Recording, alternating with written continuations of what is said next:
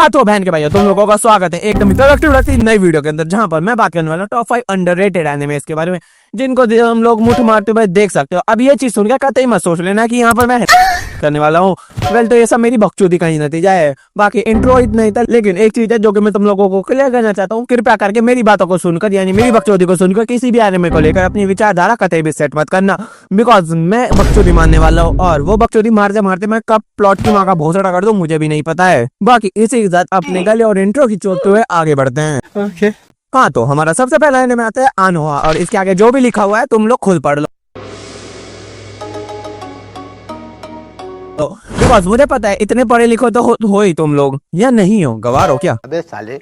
हाँ तो अगर बात की जाए इस एनिमे के प्लॉट की, तो इस एनिमे की कहानी फॉलो करते हैं एक बंदे को जो कि साधु बाबा बन चुके हैं, लेकिन जब वो छोटे बच्चे थे यानी कि सही में छोटे बच्चे थे उस वक्त इनका एक चड्डी बड्डी दोस्तों का ग्रुप था। लेकिन होता क्या है, एक दिन एक बंदी होती है इनके ग्रुप की जो कि चड्डी लेकर एक कुत्ते की मौत मर जाती है, और उसके मरने के साथ ही जितने भी चड्डी बड्डी दोस्त होते हैं जो कि एक ही चड्डी को शेयर कर रहे होते हैं, वो सभी के सभी अपनी अपनी चड्डियां लेकर अपने अपने रास्तों पर निकल पड़ते हैं। लेकिन एक दिन होता क्या है कि जो हमारा भाई होता है उसको उसी की बचपन की दोस्त का जो कि कुत्ते की मौत मर गई थी उसका भूत दिखने लगता है और भाई की मौत है। और ऐसा इसलिए बिकॉज उस भूत की एक आखिरी इच्छा है, और वो ये है कि जितने भी उसके चड्डी बड्डी दोस्त हैं जो कि अपनी अपनी चड्डियां लेकर अपने अपने रास्तों पर निकल चुके हैं, उन सबको फिर से एक ही चड्डी में लाना है।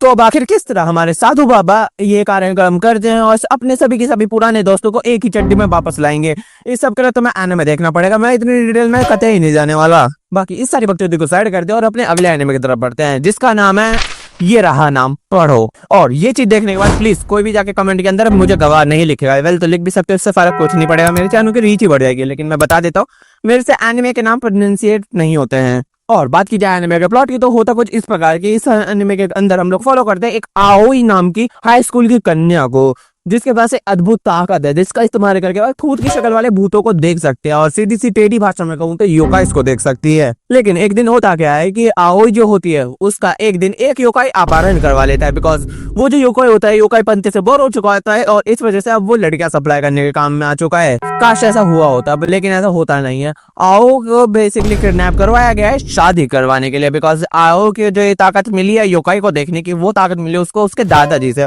और उसके दादाजी ने एक भड़वे योकाई से डील किया था कि जब मेरी पोती बड़ी हो जाएगी तो मैं उसकी शादी तेरे ही खानदान में करवाऊंगा। बड़ा दादा था वो।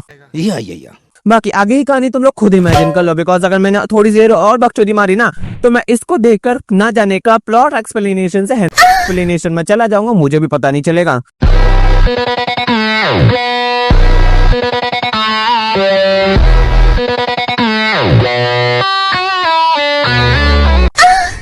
बाकी इसी साथ अगला एनिमे की तरफ बढ़ते हैं, जिसका नाम है हेल गर्ल। और एक चीज कसम से बताऊं, मुझे इस एनिमे के बारे में कुछ भी नहीं पता है और ना ही मैंने इस एनिमे को देखा है, लेकिन फिर भी मैं इस एनिमे के बारे में क्यों बात कर रहा हूँ, because I have no reasons, बस टाइम पास के लिए और ज्यादा से ज्यादा वॉच टाइम पाने के लिए। लेकिन उसके बाद भी मुझे इस एनिमे के बारे में जितना भी रत्ती भर पता है मैं तुम्हें वही चीज बता देता हूँ। सो इस एनिमे की जो कहानी है वो फॉलो करते हैं कुछ ऐसे लोगों को जो कि अपनी आत्माओं को नरक में पहुंचाना चाहते हैं। और ऐसा क्यों? बिकॉज वो करने तो कर्म जाते हैं लेकिन कांड हो जाते हैं, और इसी चीज से तंग आकर उन्होंने सोचा है कि अब तो हम नरक में ही चले जाएंगे। और इसमें सबसे ज्यादा जो मात्रा है ना, मैं बता सकता हूँ एनिमे देखने वालों की है, बिकॉज एनिमे देखने वालों के लिए हेल भी एक हेवन से कम नहीं है।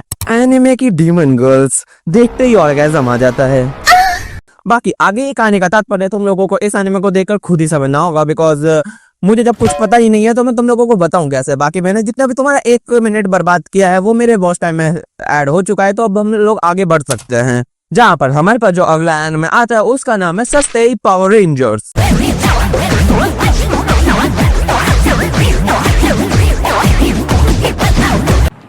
बाकी इसका जो भी असली नाम है तुम लोग देख रहे हो लिखा हुआ है। हाँ तो इस एनिमे की जो कहानी है वो फॉलो करते हैं एक बंदे को जो कि एक सुपर हीरो बनना चाहता है, औकात में रहो। लेकिन भाई के साथ हमेशा जो होता है ना, उसको सीधी भाषा में बोल लूं ना तो भाई करने तो कर्म जाता है लेकिन कांड हो जाता है।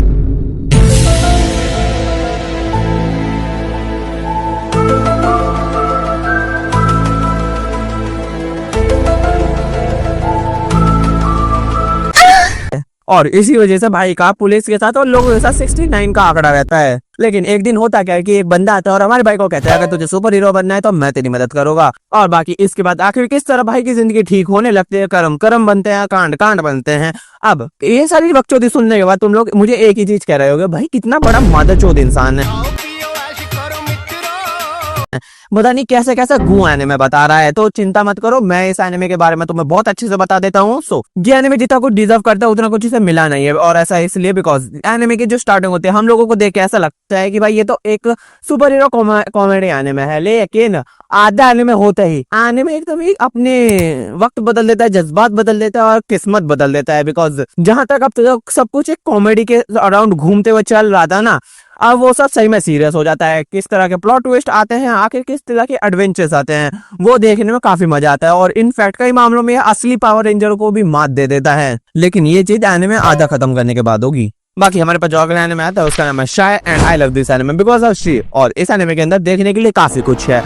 मैं कहानी की बात कर रहा हूँ जहाँ पर हम लोग फॉलो करते हैं कन्या को जो कि एक सुपर हीरो बनना चाहते हैं जिसका नाम है शाय, एंड शी ऑल्सो शाय लोगों के सामने जाने में फटती है बहन की। और आखिर वो किस तरह एक अच्छी सुपर हीरो बनेगी, इसकी ओवरऑल कहानी इसी तरह अराउंड घूमती रहती है। लेकिन उसके बाद भी अब भी कई लोगों को लग रहा होगा कि भाई कैसे कैसे मैं एनिमे बता रहा हूँ तुम लोगों को। सो मैं फिर से तुम लोगों के लिए इस एनिमे को हाइप अप कर देता हूँ। सो शाय ये एक ऐसा एनिमे है जो कि मैजिक और सुपर पावर्स को एक काफी अच्छा बैलेंस देकर चलता है। 2023 के अंदर रिलीज हुआ था, लेकिन उसके बाद भी इसको जितनी इज्जत मिलनी चाहिए उतनी इज्जत मिली नहीं है। बिकॉज उस टाइम पे एक ऑलरेडी काफी पॉपुलर एनिमे रिलीज हुआ है जिसकी वजह से ये एनिमे दबकर रह गया है। और होता है ना, और यही तो चीज होती है, हम लोग कुछ ना कुछ पॉपुलर देखने के चक्कर में हमेशा कुछ ऐसा छोड़ देते हैं जो कि बहुत अच्छा होता है। और यही तो इस दुनिया का दस्तूर है, हमें हमेशा लगता है कि जो हम देख रहे हैं वो सबसे अच्छा है, लेकिन ऐसा हमेशा होता नहीं है। कुछ ना कुछ उससे भी बेहतर हमेशा रहता ही है। इसलिए अभी के अभी कंबल में जाओ, मुंह छुपाओ और VPN चलाओ और शुरू हो जाओ।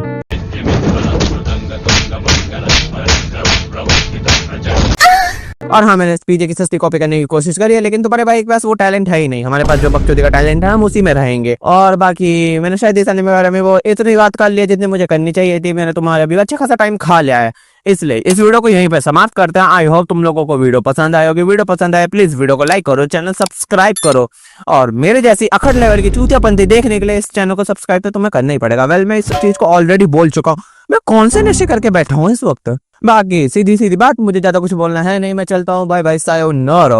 सोलो लेवलिंग के जिन्हों मैं तेरी घण मारने आ रहा भी।